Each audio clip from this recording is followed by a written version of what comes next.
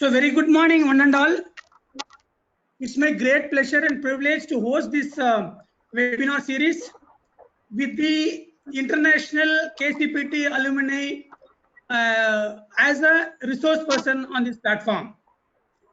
And today we have an eminent speaker and prominent alumni of KCPT and a very dynamic student, highly academically oriented, Dr. DhaWAL BHANUSHALI with us as a resource person. Regarding Dr. DhaWAL BHANUSHALI, he is not only a student when he was studying here, he has taken a responsibility of how to build up the college. Actually, during his time, we were just started with our deemed university. And he worked with me as a responsible student when during his studentship itself. I'm really very proud of have such kind of students as my student in my life, and to listen to him in this platform and as a resource person also. So with these words, without delaying much, I welcome you all of you on behalf of the university and the Krishna College of Physiotherapy. And over to you, Dr. Trupti. Thank you, sir. Thank you for such a wonderful introduction of Dr. DhaWAL. So to begin with, good morning everyone. Welcome to the webinar 3 by Dr. DhaWAL BHANUSHALI. Dr. DhaWAL BHANUSHALI has completed his Bachelor's of Physiotherapy from Krishna College of Physiotherapy, and he has been the best outgoing student of 2010 class. Post that, he has completed his post-professional Doctor of Physical Therapy from Loma Linda University, and he was admitted to the first class of Loma Linda Post-Professional Doctor of Physical Therapy program. He has worked as a research assistant to Dr. Eric Johnson, who is one of the most renowned physiotherapists in vestibular rehabilitation. He has assisted Dr. Johnson in multiple research and teaching entry level in neuro-PT courses. Then he has worked in 2013 as Director of Rehabilitation at Skilled Nursing Facility near Washington, D.C. and currently he is working as a Central Manager at Shutter Health in California. He manages $17 million state-of-art senior center in Northern California for last 3 years in a hospital system that was recognized as one of the top 15 systems in the country. He is responsible for the oversight of physiotherapy, occupational therapy, speech therapy, recreational therapy, dietitian, nurses, etc., including the MDs. A total of 75 staff report to this position. And I must say he is the youngest individual to be designated as Central Manager for the organization in a history of 27 years. We are glad to welcome you, Dr. DhaWAL BHANUSHALI, to this platform. I welcome you on behalf of the Krishna College of Physiotherapy, and I request you to proceed with your webinar.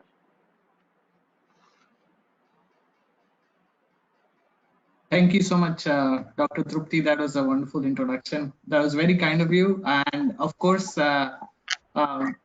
Dean of Krishna College of Physiotherapy, Dr. G. Varadarajalu sir. It is a pleasure again to see you. And I want to thank you for inviting me. It is a great honor, actually, for me to be present and to be presenting in a university from where I graduated. So thank you for the opportunity. It is always good to be back home. Welcome all to everybody who's attending the webinar. I'm very happy to share some information about what are your options about higher educations in the US.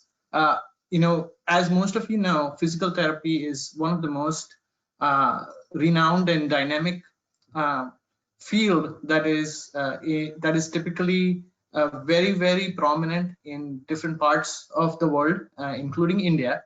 But it is a very, very well respected field in different parts of the world too, including United States. So I usually typically receive a lot of questions from students who are who are thinking about applying to US for their masters, for their doctorate, or in different parts of the world. So I thought this was the perfect platform for me to reach to a big number of people and to share some of the steps that I took as a physical therapist when I was studying in Krishna College of Physiotherapy to pursue my ambition of coming to the US and working in the US and pursuing my doctorate in physical therapy.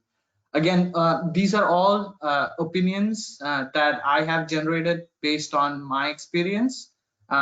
Each of you will have a very specific, a personal situation, personal scenario. So therefore, this should be construed as a general, basic, very initial knowledge. There is a lot of work that goes into applying and leaving the country and coming to a different country. So I'll start my presentation without further ado. Can you see my screen okay? Yes, Dhaval, we can see. Okay, Yes. thank you. Yeah. Okay, so what I've done is divided the entire journey of coming to the US, thinking about applying to US and practicing in the US into different phases. As you can see, there are typically 8 phases which I was able to recognize that I went through as a student. The first phase was the decision phase. The second was the preparation phase. The third was the selection phase. Fourth being the application phase. Fifth being post-acceptance phase. Sixth being a program phase. Seventh being your license phase, your PT license phase. And 8 is when you actually start practicing. I'm going to try and touch majority of these points and see. I'll be open to taking any questions at the end if you have any. So we'll start with each phase, and I'll talk a little bit more about each phase. So the first phase is the decision phase, right? So when you decide to come to the US, this is or to come to any or to go to any other country, right? It is one of the most important decisions of your life, right? It is a huge decision that you're going to make that will potentially change your direction of your life forever. So decision like this, I think, needs to be very well thought out, needs to be planned really well, and you need to know what are the parameters that you need to consider when you're making a decision like this, right? So the first decision is whether to decide whether you want to practice in India or do you want to practice abroad. I'll stop here and say very, very prominently that physiotherapy in India are doing extremely well. There are hundreds and thousands of physiotherapists in India that are doing fantastically well, and there are hundreds of physiotherapists abroad who are not doing so well, right? So it should not be misconstrued that practice in India is not as good as practice abroad. It all depends on what you bring to the table. It all depends on your skills. It all depends on how you utilize what you've learned in your college, what you've learned in your school, and how do you practice it. So the very first decision is to decide to sit with yourself, to sit with your family, and talk about, do you want to practice in India? Do you want to practice abroad? There are multiple factors that go into place when you're thinking about this decision, right? Now, let's say you've decided to come abroad to pursue further education abroad. At that point, you also have another decision to make: whether should you study and return, or should you study and settle? I have a lot of friends of mine, a lot of colleagues of mine.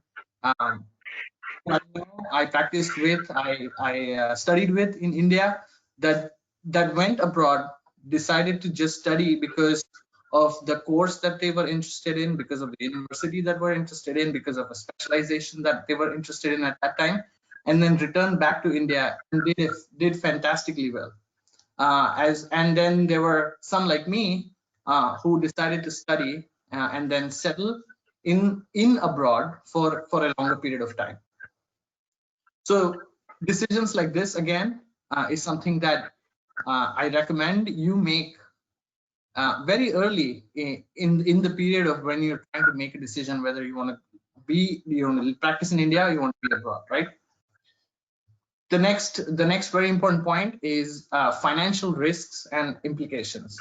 Now, as most of you know, studying abroad is not financially cheap, right? There is a lot of financial investment that you have to make to be able to go abroad.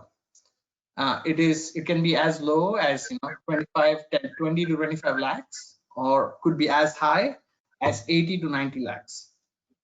So when you're thinking about the decision already, one of the most important things to think about also is what are the financial risk and what are the implications.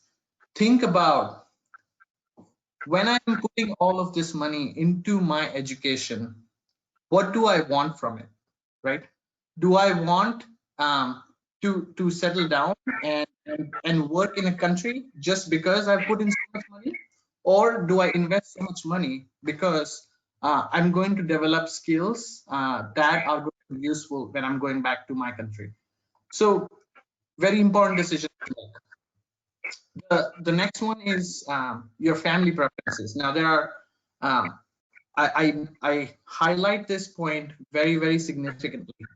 There are this is something that should not be taken later in your life, later in the stage when you are trying to decide whether you want to come and pursue your master's, your postgraduate, your PhD abroad.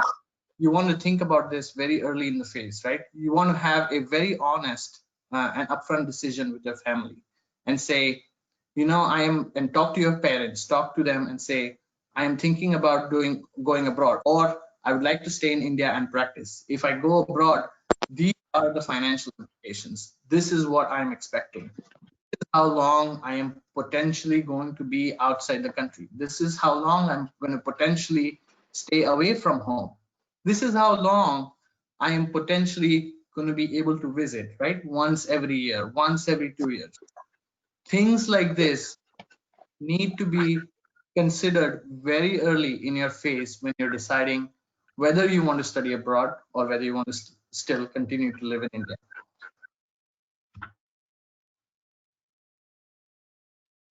The next decision that you're going to make is which country to choose. Now, like I said previously, physical therapy is a very well-known field, very well-respected field across the globe. So physical therapists, when they are thinking about going abroad from India, are looking at all of the following options. They're looking at Australia, New Zealand. They're looking at UK or European countries. They're looking at Singapore or Asian countries. They're looking at Middle Eastern countries, or they're looking at US and Canada. Now, each of them have wonderful, excellent programs. For example, Australia and New Zealand are very well known. Their schools are very well known for ortho and sports specialties. UK and European countries are very well known for their cardiorespiratory programs. Singapore and Asian countries are known for their teaching industries, so for their schools of physical therapy. Middle Eastern countries like Dubai, Abu Dhabi are very popular for their acute care, for their hospital settings, for their experience that a physical therapist gets in a state-of-the-art hospital. And US, Canada is very popular for research-based masters, research-based post-graduation, or PhD or DSc.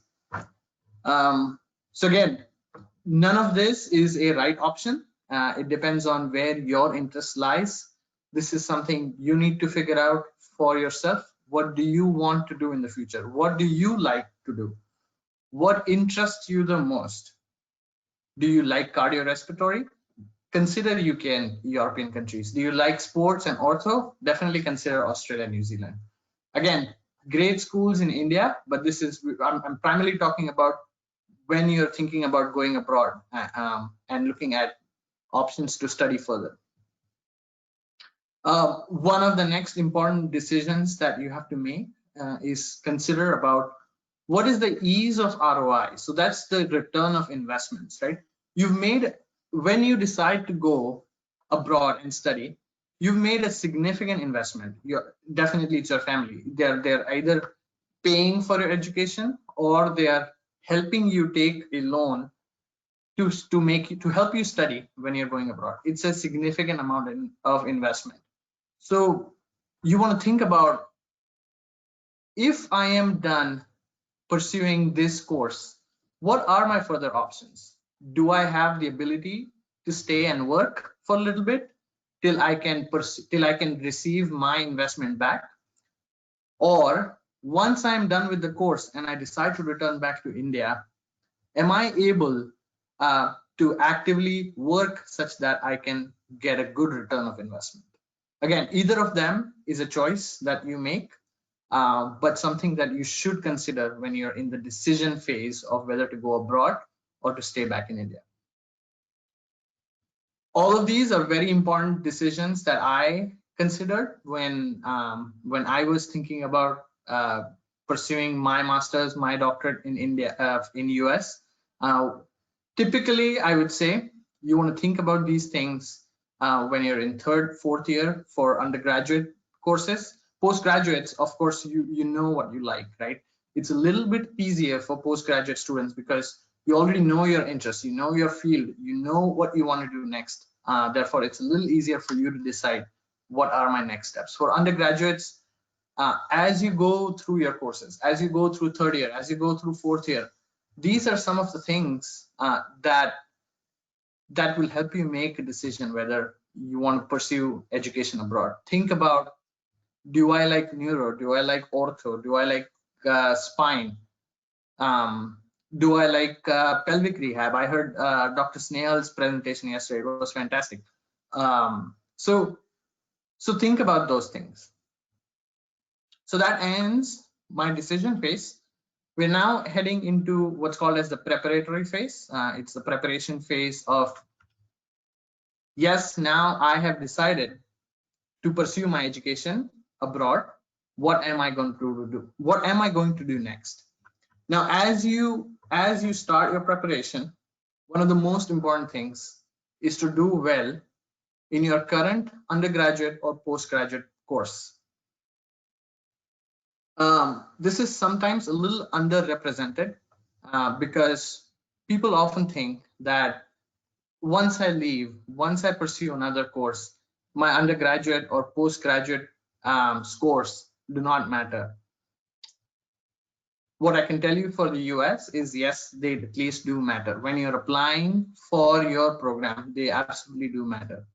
What happens is, when you're applying for the course, your scores get converted into what's called as a GPA, in which case your scores are matched into a scale of from 4.0, and that's how you're measured as compared to other American students, right? So please do well in your current UG and PG course. That is not only for the scores purpose of it, but those are your basic skills. Your basics are your key. Your anatomy, your physiology, right? Your exercise science, your electrotherapy.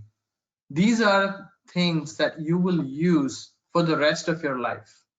These are things you will need to be very strong in when you're pursuing any further education in any country, right? You cannot build your building if your base is not strong. So as you're preparing, as you're in the course right now, this is the time. If you're in third year, if you're in fourth year, go back to your anatomy book, go back to your exercise book, read it and revise it as you go.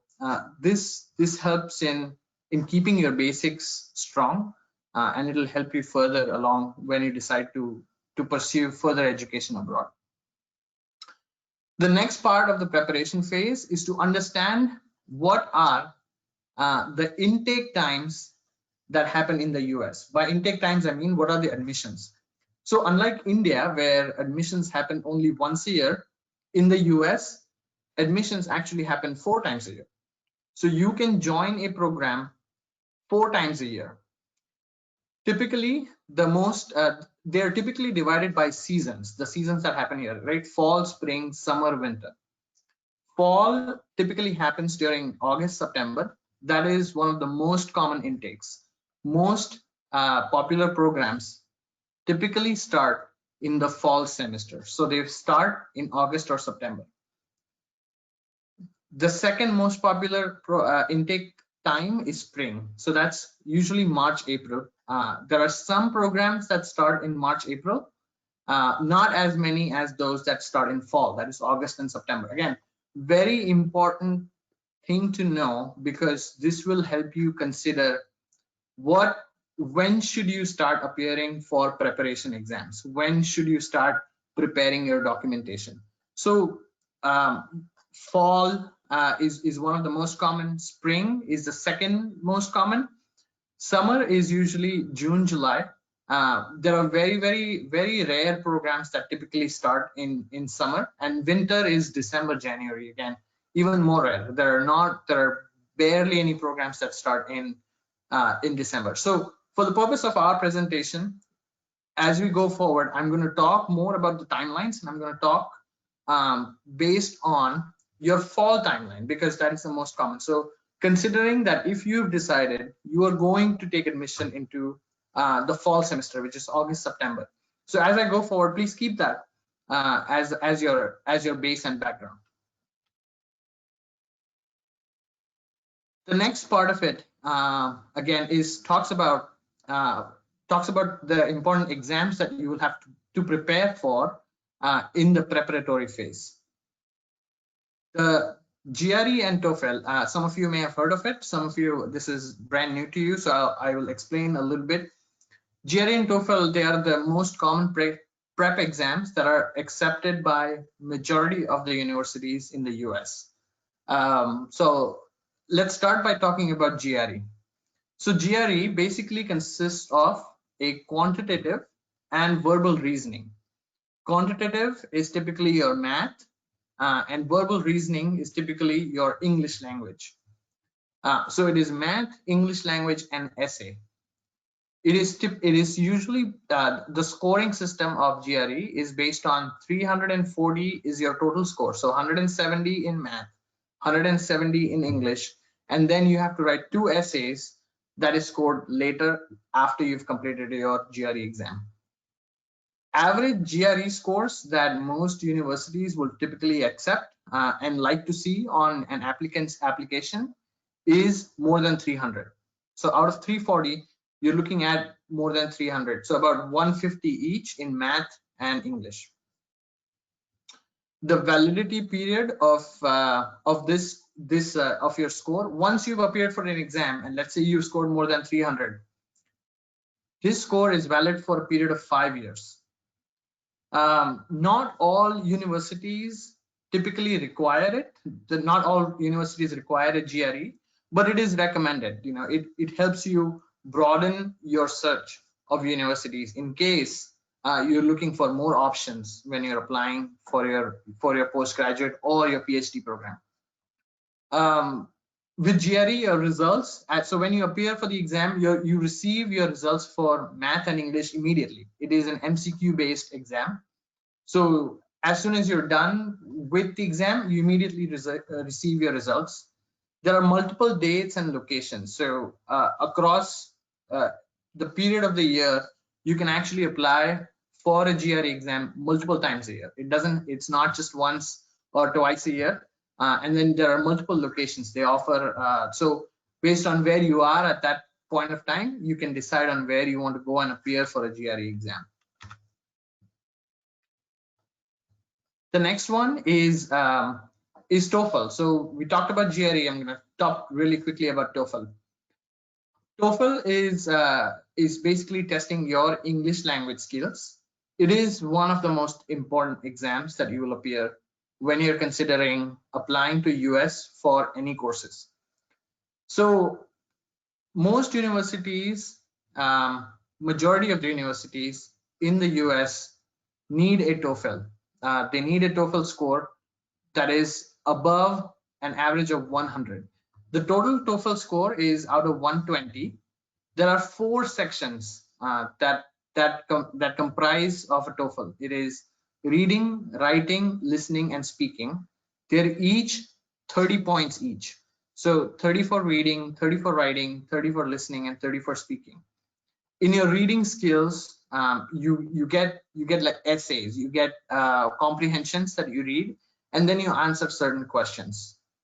For writing, you write a few essays. So you receive a topic and then you're supposed to type out an entire essay.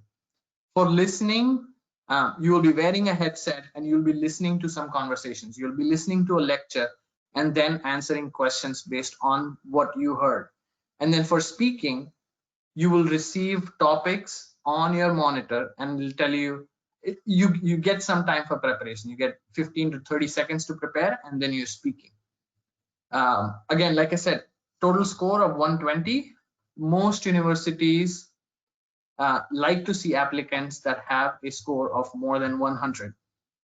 TOEFL is a really important exam because when you apply for, when you come to the US and apply for your PT license, your PT license application also requires a TOEFL score. Now, something to remember, very important, is you want to look at getting a score of 25 each in each section. So you want to do 25 in reading, 25 in writing, 25 in listening, 25 in speaking minimum. So like because when you're applying for the program, they're looking at each score individually. So let's say you get 30 in writing, 30 in reading, 30 in listening, but only 10 in speaking. That's not a strong application. So they're looking for a score of about 25 or more in each section. The results typically take 2 to 3 weeks, so it comes in a few weeks. So again, I'm emphasizing on the timings of these also, so that you understand when you're preparing your application, you know how long does the results take, so that my application can be ready when I want to apply. Typically, students take 3 to 6 months of preparation for GRE and TOEFL. GRE typically takes a little longer for people to prepare for because we've not studied math and practiced maths for such a long time when we are pursuing our undergraduate program, our BPTH. We need to brush up and refresh those skills. So it takes 3 to 6 months for a student to usually prepare. For undergraduate, I recommend that students start preparing as soon as your final year ends. So as soon as your final year ends, you're thinking about coming to the US, you've decided you want to come to US, you're going to look at intake for next August. You want to start preparing for those exams as soon as your final year ends. For postgraduate students, typically the best time to prepare is when your first year ends. I know for postgraduate students, it's a little hectic because this is the time. Your second year is when you're really working on your thesis very intensely. But if you're thinking about US, that is a good time to prepare for your GRE and TOEFL. The next phase, the next preparatory phase talks about transcript evaluation.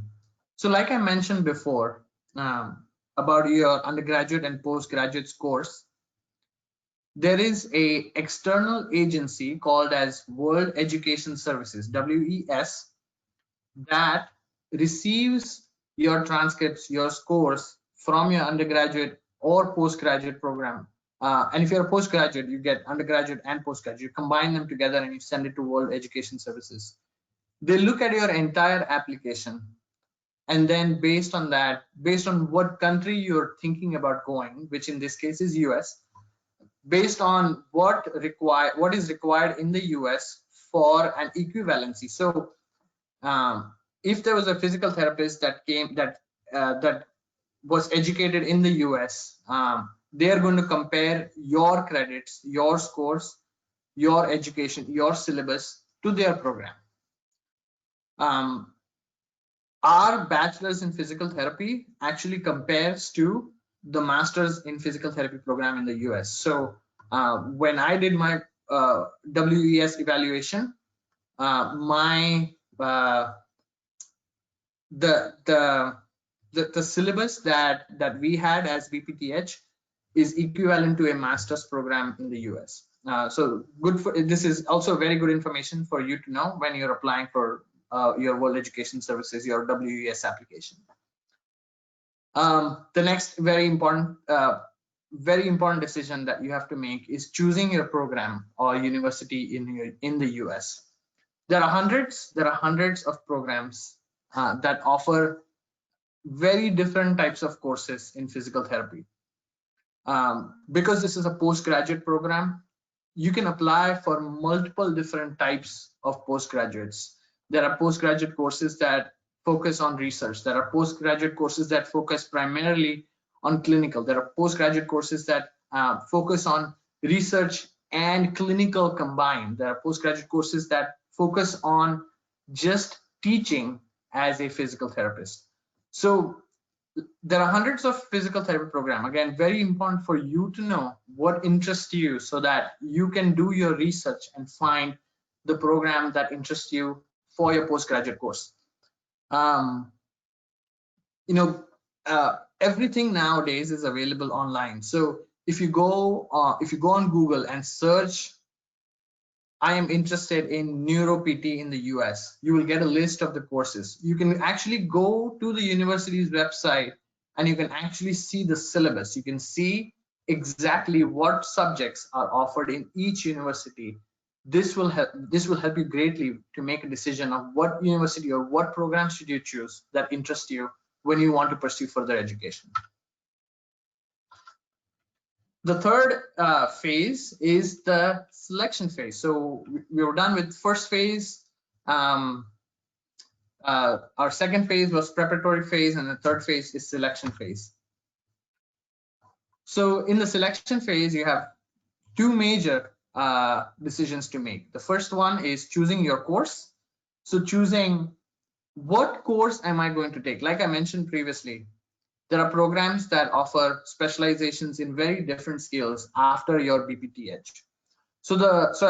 What I've done is I've listed some of the most common programs that physical therapists typically join when they are coming from India. So the first one is entry-level DPT. So again, I put this here because I get asked this question multiple times from students from India. Entry-level DPT is actually a program that is for the citizens of the US. This course is equivalent to our bachelor's. This is a 3-year program. This is equivalent to our bachelor's. So you do not want to take admission into entry-level DPT program. The second program is the MSPT or MPT. This is offered in not a lot of universities, but it is still offered in universities across the country. This is typically a 1 to 2 year program. Some universities offer a 1-year program. Some universities offer a 2-year program. If you go again, very same structure. If you go into the university into the university website and look for their master's program, you'll be able to exactly see what their specialization is. Do their subjects offer you the ability to have a research-based postgraduate, or do you have the ability to do a neuro-based or an ortho-based or a combination? So if that is something that interests you, look for MSPT or MPT programs. The third one that is not very well known actually is an MS Exercise Science or Kinesiology course. This is a course that is primarily mostly research based, but can be pursued by physical therapists from India. So Indian physical therapists are able to apply for MS Exercise program and kinesiology course. Something to remember is these courses are usually cheaper finance wise to other programs that they offer. So if you're somebody who is looking just to complete a postgraduate course and want to eventually settle in the US, and you want to use the least amount of money, this is a program for you. It gives you an opportunity to focus on a research that interests you and is the most cost effective. The next program is the post-professional DPT, post-professional doctoral of physical therapy. This is an 18-month to 3-year program. Again, this program is typically for students who have completed a bachelor's or a master's in India and want to pursue a doctoral degree. The next program is a DSCPT. This is a 3 to 5 year program. This program can be only pursued if you have a master's from India or you have a doctoral from the US. So PGs from India, doctoral from US can apply for DSCPT. It is a 3 to 5 year program. It is equivalent to a PhD, but it is research minor. So in DSCPT, you're primarily focusing on the education portion of physical therapy. This is where you learn how to teach in a physical therapy school. It is, like I said, it is equivalent to a PhD program, but it is a research minor. The next program is a PhD. This program is only available to students from India who have completed their master's or from the US who have completed their doctoral, just like DSCPT. PhD is a research major course. In this, you're expected to create an original research and publish it. This is a 3 to 7 years program. Most of the universities have a self-paced PhD program, which means you can decide how fast you're going to complete this program. It is as small as 3 years, or the longest is 7 years. And the last one is a TDPT, which is a transitional DPT program, which is 1 to 3 years. This program is typically pursued by physical therapists who are senior in the US. So US citizens who are senior physical therapists and have not had a doctoral degree. Since 2007, physical therapy courses in the US are all converted into doctoral physical therapy courses. Before 2007, US citizens could do a bachelor's in science, which was not related to physical therapy, and do a 1 to 2 years master's program in physical therapy and practice as a physical therapist. The goal of the American Physical Therapy Association here is to convert majority of their physical therapists to a doctoral degree. Therefore, the TDPT program is offered primarily for physical therapists who are US citizens and want to convert from their older master's degree to a doctoral degree. This is a degree that typically Indian students cannot apply for.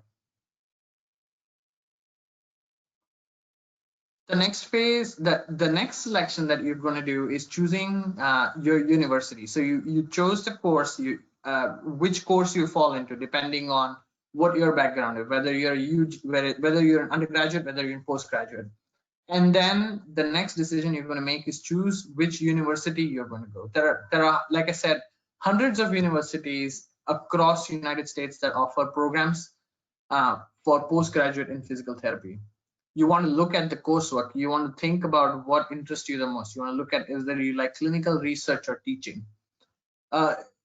You can choose by location. You know, there are multiple people who have a preference of, I have family, like they want to choose which state they want to go to because of multiple factors. Some people don't like cold, some people like cold, some people don't like snow, some people like snow, some people have family that live in various parts of the United States and they want to choose a program that's close to them. That is one of the factors that people consider when they're applying for a postgraduate program in the US. Choose by fee structure. Like I mentioned earlier, an MS Exercise Science, an MS Kinesiology program is a financially cheaper course.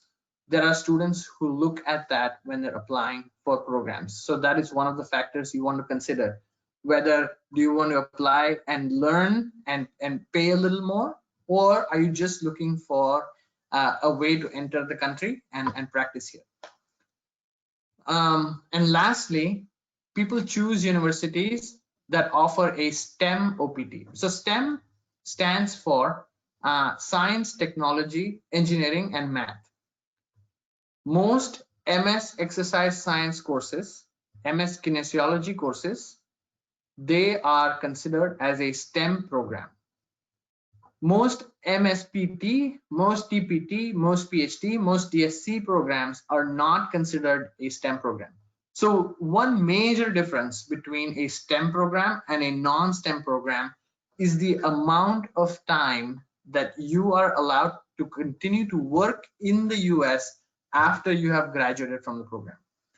If you have graduated from a program that is a STEM OPT program, like an MS Exercise Science or an MS Kinesiology program, you are given an opportunity to work for 3 years in the US as a work permit. OPT is optional practical training. So you get 3 years to work in the country after you have graduated from the program. Whereas if you choose a non-STEM program, you only get a work permit of 1 year. So if you do a MSPT program, if you do an MPT, DPT, DSc, or PhD program, you only get 1 year of work permit or OPT. The next phase is called is the applications phase. So typically the deadlines of most universities is 4 to 6 months before start date. So let's say if you're applying for a program that starts in August or September, their deadline is usually typically between March and May. This is something you want to remember. So if you're currently in an undergraduate program, you're applying next year in a fall program, you want to start your application as early as September, October, so that you can complete your entire application by March or May. Students typically apply between 3 and 10 universities, averaging about 5 universities. This helps them give an opportunity to get a response from multiple universities. Timelines and deadlines are extremely important to remember because if you're late even by a day, your application will not be considered. And unlike in India, where you have one deadline for multiple courses in multiple universities, here each university has a different deadline. Each university has a different timeline. So based on the program that you choose, you want to look at the timeline deadline of each university and make sure you complete your application process for that university on time. Your transcripts are really important to prepare. As I've already mentioned before, you should have your GRE and TOEFL scores done within 3 to 6 months of after you have decided to come to the US. Your VES evaluation that I've talked about already is required for application. Something else that is also required is called as a letter of recommendation. Most universities require a letter of recommendations from at least 3 people. So it could be your teachers if you are directly applying for a program from your UG, or it could be a mix of your teachers and your colleagues. So if you worked with somebody or you had a supervisor in your job, it could be a mix of both. Typically for programs in the US, they send out an electronic copy. So when you're filling out the application, you would put in the email address of the person that you want to consider as your person for the letter of recommendation, and they get a link in their email that they submit your letter of recommendation. The next important portion in your application is a statement of purpose or an essay. This is also one of the most important things that universities typically look at. This is an essay that talks about why do you want to join this program.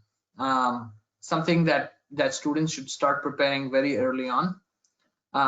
During applications, most universities will also ask you for some kind of a financial document that will demonstrate that you or your parents or your sponsors have enough funds to support your entire program, including your stay. So let's say the course is 25 lakhs. You won't be able to just show 25 lakhs. The university is going to ask you to show the tuition fees plus whatever other cost you're going to have as an application requirement to make sure that you have enough funding to apply for the course. Multiple students apply for loans, so if you're thinking about it, start your loan application early. Most banks can give you a certificate that is considered as that financial document that the universities will suffice. Your resume and your CV, keep them up to date very often. That is also one of the requirements of your application. The next phase is called the post acceptance phase. So you've applied to the university and you've received an acceptance, you've received an admit in the university of your choice. The first step is to prepare for a visa. You're going to come as a student on what's called as an F1 visa. There are multiple videos. There is a lot of material available online on how to prepare for a visa. I'm not going to go into the details of it, but please look through those if you're thinking about applying for a visa. After acceptance, as you get closer to flying out, you want to think about housing. You want to think about whether do you want to live in the dorms, in the hostel that is provided by the university, or you want to live outside campus. All of those are usually available and accessible on the university's website. You want to secure your finances. So now if you've received the letter, you want to make sure that you get a document from the university which is called as I-20, and you provided that I-20 to the bank so that they're ready to fund your loan when you're applying, when you're ready to go to the US to start your program. Join international student forums. Most universities that have a good number of international students have an online international students forum. Join the international students forum when you are in India before flying out. They're very helpful in getting important tips. They're very helpful in understanding what to expect when you're going to reach there. Some of the international student forums even help in coming out to the airport and picking you up and bringing you back to the university. So please remember, international student forums are extremely helpful. Join them when you're back home. Fly to the US. Now your next step is you're flying to the US and you're going to start your program. So that's phase 6. That's your program phase. This is when you're going to start pursuing your course, your post-graduation, your PhD or DSc, whatever you choose. Most universities have a quarter or a semester pattern. So it is 3 months or 6 months. Unlike in India, when you're doing your bachelor's program, where we have an annual pattern, right? You study a certain number of subjects for 1 year. Most universities here have a quarter or a semester program. So you study 3 to 4 subjects every 3 months. And then at the end of 3 months, you appear for an exam, and then you move on to the next quarter and you study new 3 or 4 subjects again. Tests are typically scored based on project submissions, thesis, multiple choice questions, presentations, and practical tests. So if your course is a clinical based course, then you also appear for practical tests when you're doing your PG courses. Successfully complete your program with flying colors, and then you're deciding whether to stay or to return based on the experience you've had, right? Like I've already mentioned before, you get 1 year of work permit, which is called an OPT, after you've completed your UG, your PG, your master's program, and after you complete your PhD or DSc program. You get 1 year of work permit. If you've completed a STEM OPT course, which I talked about already, the MS in exercise science, MS in kinesiology, those programs that are considered a STEM program, you get 3 years of work permit. The next phase, one of the very important phase, is the license phase. If you decide to stay and practice, even if you think about just staying for that 1 year or 3 years of the work permit that you get post-graduation, you are required to have a license to practice physical therapy in the country. So PT practice needs a license, which is through a MCQ based exam called as NPTE. This is a national exam. It's called NPTE. That typically takes place a certain number of times in a year. Each state, so unlike in India where you can practice all across the country, in the US, each state has its own license. If you're licensed in, let's say, California, you can only practice in California. You cannot travel to, let's say, New York or Utah and practice in New York or Utah. Each state also has its own requirements. So once you appear for your license exam, you're appearing for just one state typically. What most students do is they look at the requirements of different states, and they will apply for the state which is typically the easiest and have the least requirements to apply for.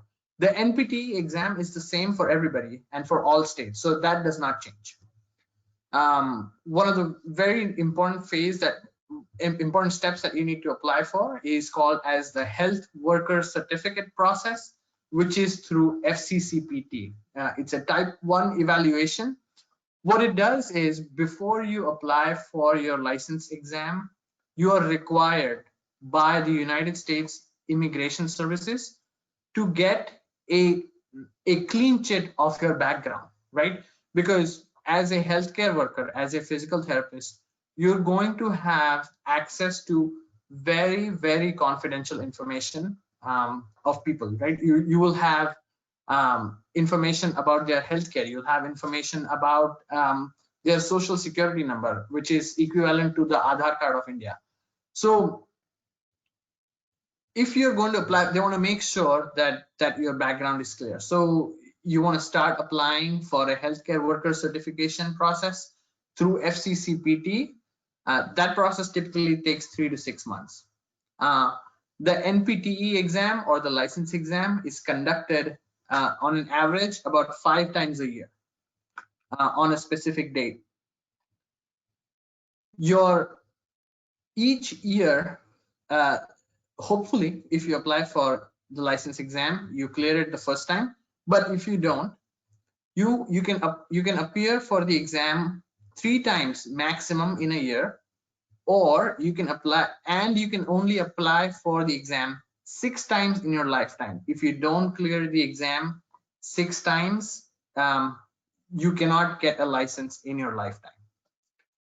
Most states now require a master's degree. So if you are a bachelor's in PT, so if you're a BPTH student that is going to come here for your master's or your doctoral degree, you'll only be able to appear for the exam after you have completed the course. Previously, students used to be able to pursue both. They used to be able to come and take the license exam as well as study for their PG courses. Most states have now changed that requirement. I forgot. So the next very important part of your application is called as a CLEP exam. So because when you're applying for a VES evaluation, the VES evaluation only accepts courses from your undergraduate and postgraduate program. They do not take into consideration your credits or your subjects that you've already studied in 11th and 12th. So therefore, what happens is, when we get our credit report, when we get our report from WES, we typically lose out on what's called as general credits. These general credits are college level credits. So students that want to apply and pursue further work in the country, they apply for the CLEP exams and take those courses as they're studying for their master's courses. So license preparation phase, you want to register for NPTE after your FCCPT evaluation is complete. Like I said, unless you have a background cleared from USCIS, you will not be allowed to appear for the NPTE exam. The exam is a 250 multiple choice questions exam, and that you're supposed to appear within 5 years. Very important to know your basics again, your anatomy, physiology, exercise science, your electrotherapy. Those are extremely important to be able to clear the NPTE exam. After you've completed your NPTE exam for, let's say, a single state, you can always endorse your license to any other state, which means you can always transfer your license if you want to live in other states. So if you, let's say when I moved here, I applied for a license in New York. After I practiced in New York for a little bit, I wanted to come to California. So I applied. So I did not have to appear for an exam again. I was able to endorse my license to California after I had completed the basic requirements of California license. The next phase and the last phase is your practice phase. After you've completed and after you've successfully gotten a license to practice, most physical therapists can work in all of these settings. So hospital acute care. So in the hospital acute care, physical therapists are really important because they make recommendations to the doctor where the patient should discharge based on their assessment. So if somebody goes to the hospital, they're usually there for 2 to 5 days. A physical therapy assessment, a physiotherapy assessment is mandatory because that will determine where does the patient go next. Then there are subacute or rehabilitation hospitals that are specifically designed for rehabilitation.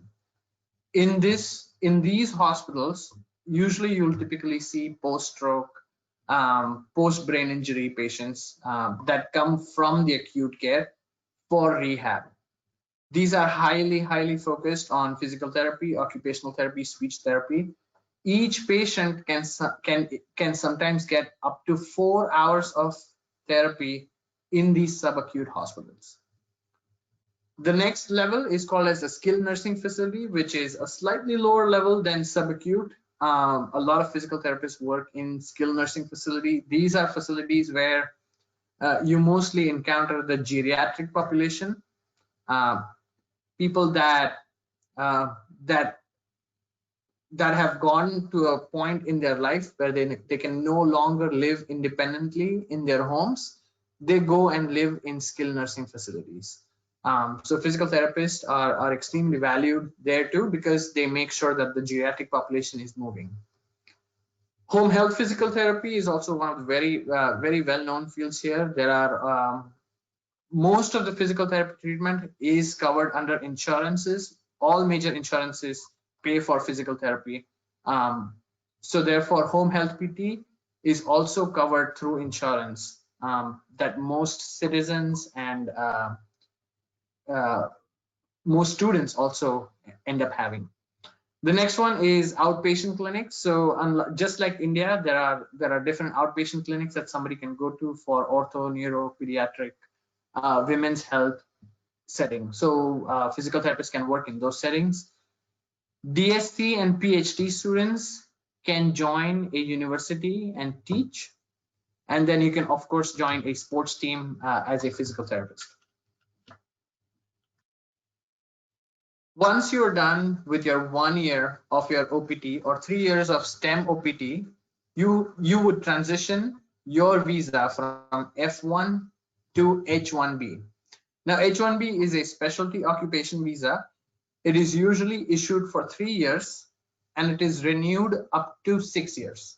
So after you're done with your 1 year of work permit, after you've completed the OPT, you will need to transition from your F1 student visa to an H1B visa. There are 85,000 visas that are issued every year. Typically, for the last 5 or 6 years, there have been more than 2 lakh applications for those 85,000 visas.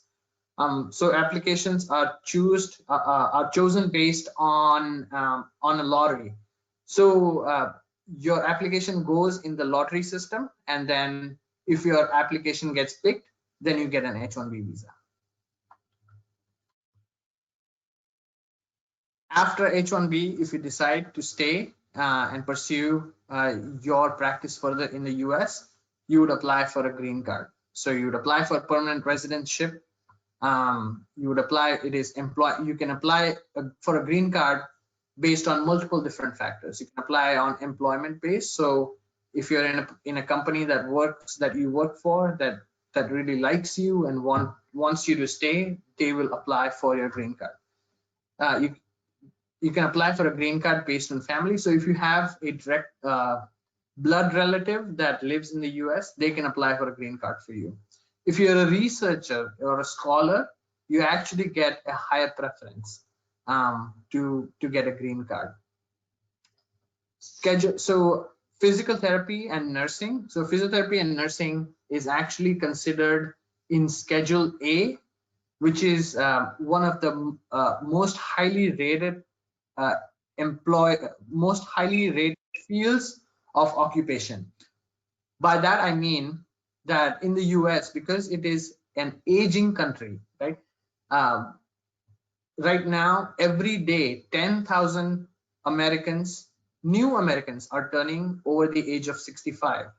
So it is expected that by the year 2040, the number of seniors, the number of adults in this country are going to double, which means that they have already started planning for the need for more physiotherapists and more nurses, because they understand how important a role we play in making sure that the seniors are independent, the seniors maintain their functional status. So therefore, they've put nurses and physiotherapists in what's called as a Schedule A, which gives us a preference when you're applying for a green card.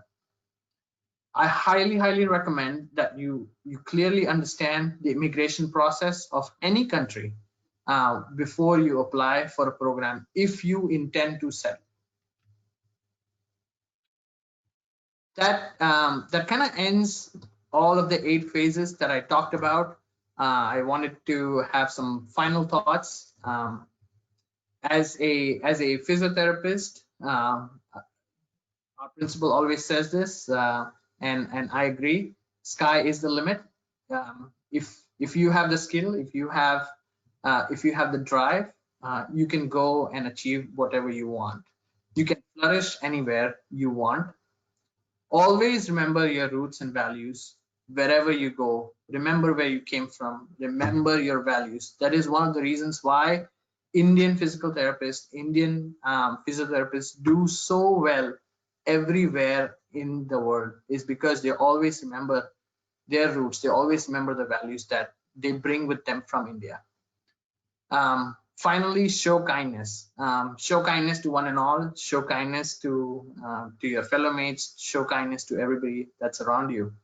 And lastly, I am more than happy to connect with any one of you. All of you are fellow Krishna College of Physiotherapy mates. All of you are family to me. If I can be of any help to you, I am more than happy to connect. My only request to you is, if you would like to connect, please connect through LinkedIn. And when you're connecting through LinkedIn, add a message saying, I am that you are a KCPT student and you would like to understand more about education in the US or opportunities in the US. So if you want to connect, please feel free to connect through LinkedIn. You can find me on LinkedIn. Thank you so much. That will end my presentation. I am, again, thank you for this opportunity, Principal Sir, Dr. Trupti. I appreciate all the time that you've given me to talk today. So thank you very much, Dr. DhaWAL. It's a very nice presentation. Proud of you first, and lot of enlightenment to the youngsters, even to the people who wanted to aspire for studying and working at abroad. Really a very good talk that you have given. It's an enlightenment to all actually. And you have taken the process in a very simple and a very easily understandable, so that everybody will be intended to connect with you, as you are already said that. From my side, I have got a few considerations from you at your end. Dhaval, just you all know that, and I understand you have more affinity towards our institution from the day one of your joining into our college. Am I correct? Yes, sir. Absolutely. So, you know our potentials of our management also. And we are now a renowned deemed to be university in India. And we have NAC accredited A grade university. And we are, our hospitals are NABL connected, NABL accredited. In NIRF, we are at the top rankers.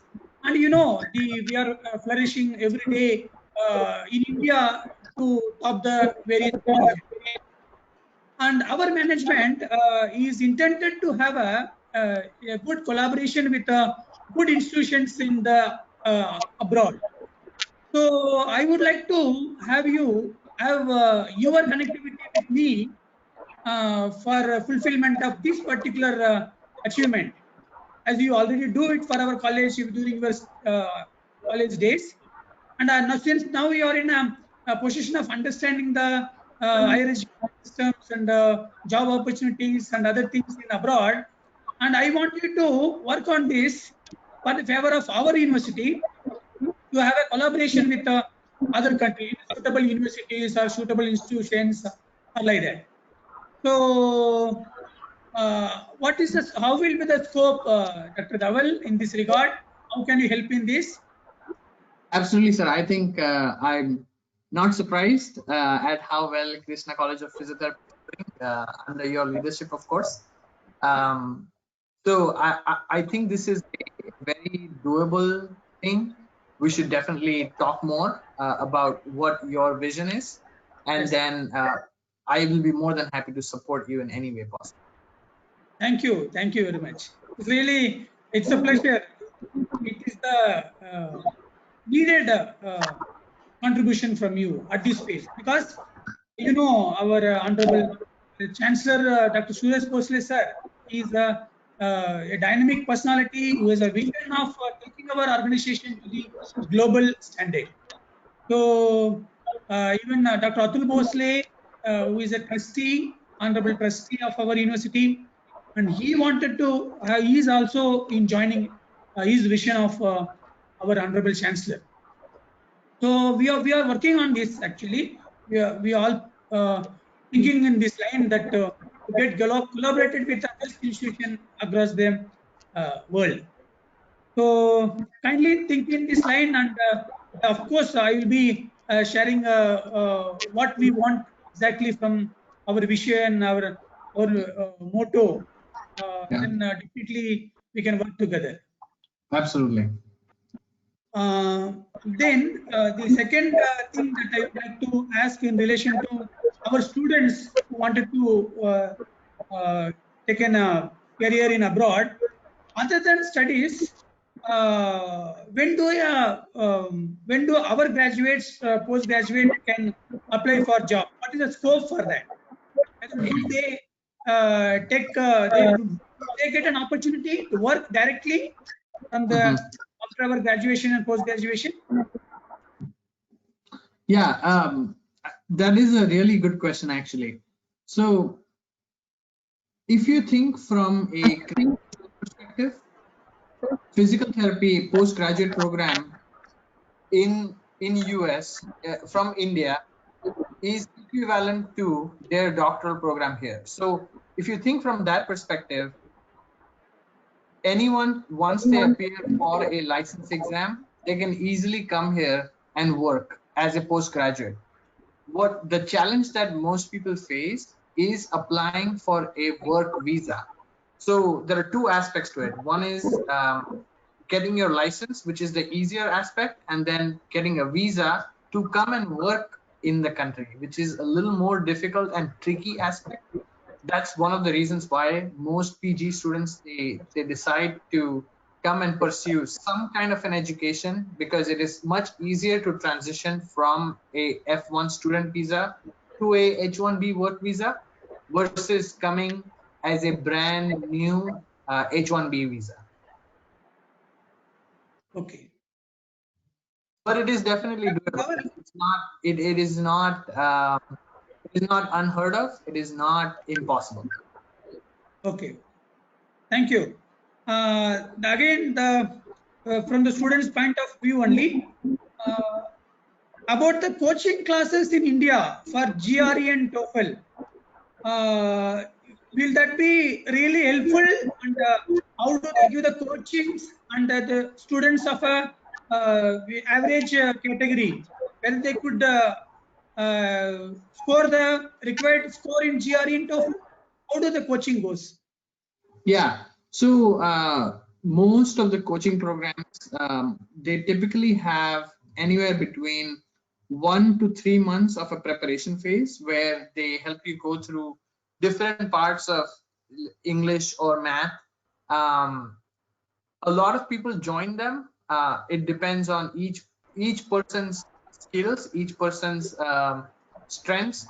If somebody is good in English and math, they typically don't join courses for GRE TOEFL. What I recommend is if students buy a book for GRE and TOEFL, most of them come with a sample test.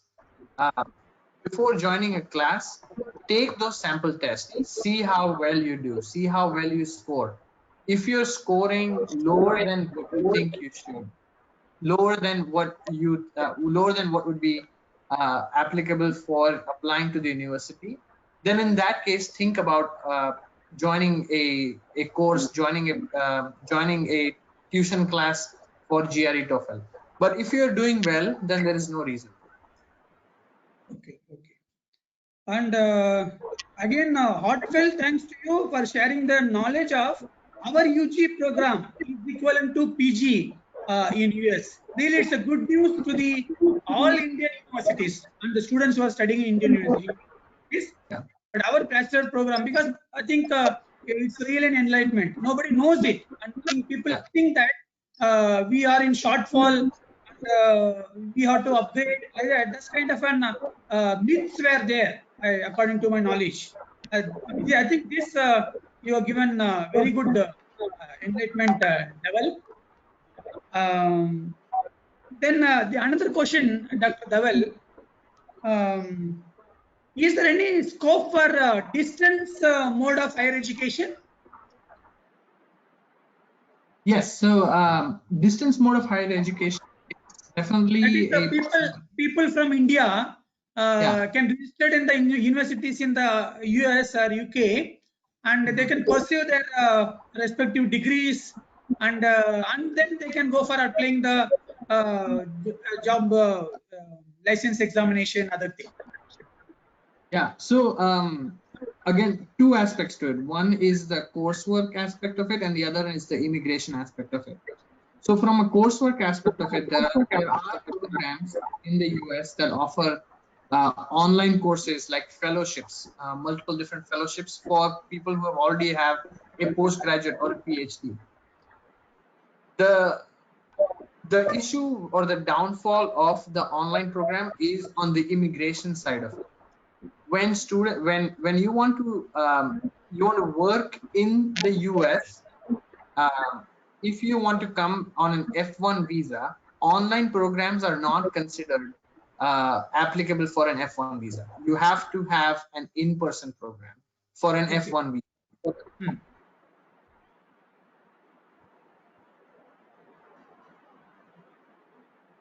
But if somebody is just looking for a program or a fellowship to do from India, they're not looking to come and work here in the US, then there are definitely a lot of really good programs that are available, fellowships that are available that you can do online from India. Okay, good, good. Thank you. And last question from my side is that there is a in India, the hospitals of like Bridge Candy or Nanavati, Leelavati, and some other big corporate hospitals in India, they get doctors from abroad for the surgery or do so many major procedures, critical procedures. So in that way, whether physiotherapists from India can come there and serve, where you can call me as and when if there is a scope, that kind of services, is it allowed, or again it has to follow the basic procedures? That is so that falls under a little different part of immigration process. If you are considered a specialist in your field, you can obviously come and do a consultation. You can do some part of the treatment. Yeah. When coming here as a consultant. Yeah. It's tricky. When it gets tricky is when you are going to get paid for it. So okay. If you're going to get paid for it, then you have to come as a work visa, as an H1B visa. If you're coming to consult or just to be a specialist consultant, you can come on a visitor or a business visa, which is a B1, B2 visa, which is much easier to get. Do a consultation here. It is possible? Absolutely, yes. Okay. So again, really very much thankful. Happy to hear from you a lot many things, and happy to see you after a long time. I feel that nostalgic in my mind that how we were together in the college during your student time. So you are doing really good. Proud of you. I think if there is any queries from the others, Dr. Truti, you can take it up the questionnaire session. Yes, sir. Thank you so much. Dr. Dhawal, your presentation was really very good. There are some questions from the students. So I go on with the question session. Dr. Dhawal and the students have asked, is GRE TOEFL applicable only to USA? And is it required by all the universities? Good question. So GRE is mostly applicable only to US. TOEFL, some universities in Canada actually accept TOEFL. Majority of the times, people who want to apply for courses in US only apply for TOEFL. But like I said, there are some universities in Canada that accept TOEFL scores. Okay. The next question is, are there any scholarships available for the students? Good question. So, sorry, I want to go back to the previous question because I think I missed one part of it. You also asked, is GRE TOEFL required for all programs, right? Yeah. So the answer to that is most universities require a TOEFL. Very few universities require a GRE. So TOEFL is definitely a must to appear for, and GRE students can choose, like if they like 5 universities, the courses of 5 universities that really interest them, they look at the requirements. The requirements don't list GRE, they don't have to appear for GRE. They can only appear for TOEFL. But appearing for GRE broadens your ability to apply for different programs. Okay. Sorry. So going back to the second question regarding scholarships. Yes, so there are scholarships that are available. Typically, when students apply for a program in the US, they can apply for a teaching assistantship or a research assistantship, which is a paid job. Most universities have their teachers or their researchers hire an assistant from the international from their international batch, so that depending on the university, then based on what kind of research you're doing, they receive grants, and those grants are used to give you a scholarship. So yes, there are definitely courses and programs that offer scholarships. There are programs that offer paid job as a teaching assistant or a research assistant. okay. The next question is, can you tell about the Academy of Aquatic Physical Therapy, and are the undergraduate students eligible for it? So aquatic physical therapy is there is not a specific postgraduate course in aquatic physical therapy. There are multiple fellowships that are available, which are smaller programs that are available for aquatic fellowships if you want to specialize in it. But it typically is a part of if you're in a program that has aquatic physical therapy in a neuro program or a pediatric program, because that's where they use aquatic physical therapy here the most in, is either a neuro program or a pediatric program. Some programs have those included in their coursework. Okay. The next question is, how can we join the International Student Forum? So if you go to the university's website, let's say you want to apply for University of Southern California or Loma Linda University. If you go to their website, you will find a link to their International Students Forum. Each university has its own specific International Student Forum that you want to be a part of. Okay. The next question is IELTS exam applicable to USA? Yes. About half of the universities accept TOEFL or IELTS. TOEFL is definitely more accepted in the US. IELTS is mostly applicable in Canada. Okay. The next question is, can I do practice PT on MS Exercise Science or Kinesiology degree, or a DPT or TDPT is necessary? That's a very good question. So, like I mentioned before, that a bachelor's program or BPTH is actually equivalent to a master's degree course in the US. You do not actually you're not required to do any program. Physical therapists from India can actually come, appear for a license exam right after BPTH and practice sometimes too.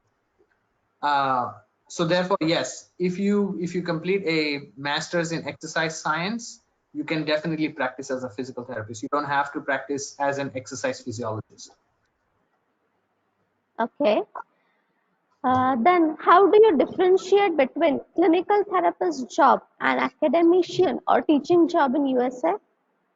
So academician or teaching jobs are usually only available for somebody who has completed a DSc or a PhD. Those are typically will not hire students who have completed only a doctoral of physical therapy. So if you've completed DPT, if you've completed an MSPT, most universities are not hiring you. Most universities need either a PhD or a DSc physical therapist to be an academician. Okay. The last question we'll take for this session is, will this pandemic situation of COVID-19 affect the admission process of this year? Good question.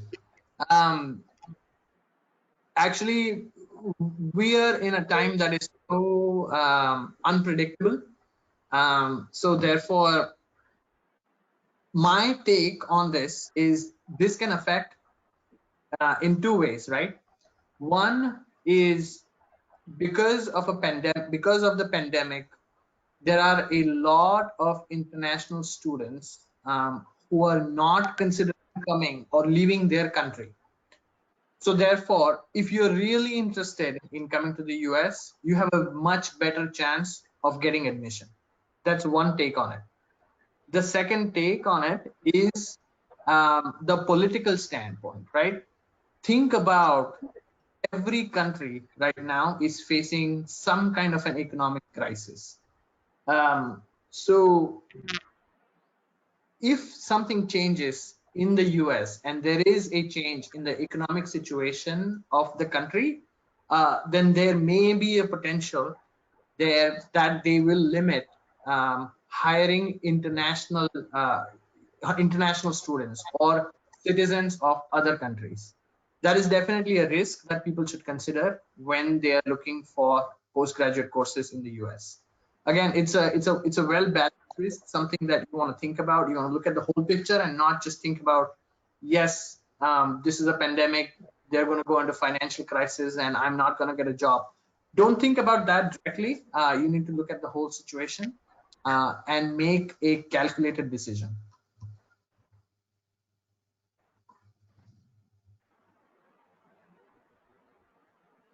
Okay. So thank you, Dr. Dhaval. I apologize to the participants that some of the questions we have not put on the board. I request the participants, if you have any questions, you can put it on the WhatsApp group. Dr. Dhaval is available on the WhatsApp group, and as he has said, he is available on LinkedIn. I request Dr. Dhaval if you can put the link on the group so that our participants or the students can contact you. I once again wholeheartedly thank Dr. DhaWAL BHANUSHALI for accepting our request and presenting his webinar. And the webinar was really very nice and informative for our participants.